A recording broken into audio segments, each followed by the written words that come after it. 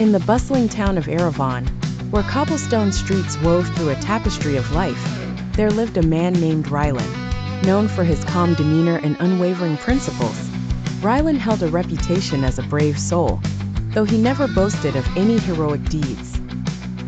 Rylan's life was a melody of simplicity, grounded in his love for his only daughter, Elara.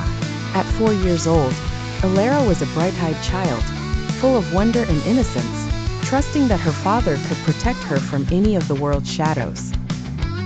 One autumn morning, as the leaves began to sprinkle the streets with hues of amber and scarlet, a sense of unease fell over Aravon.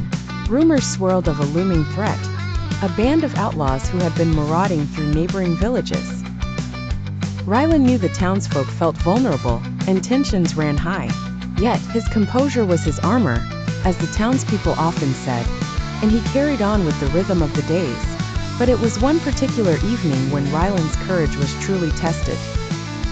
The sky had settled into a deep blue as the sun vanished behind the distant hills. Elara played in the small garden adjoining their modest home, while Rylan sifted through the evening's chores. Suddenly, cries echoed through the street. Outlaws had reached Aravon. Elara's instinct was to freeze, her eyes wide as saucers. But Rylan was quick, scooping her up as he bolted inside the house. The sound of chaos grew louder, a cacophony of fear that no parent wished to expose their child to.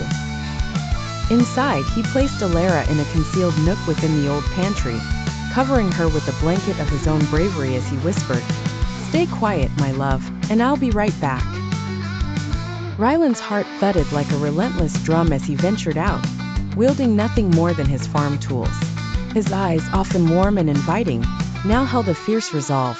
He moved with purpose, joining a group of townsmen rallying to face the danger. The confrontation was swift and intense.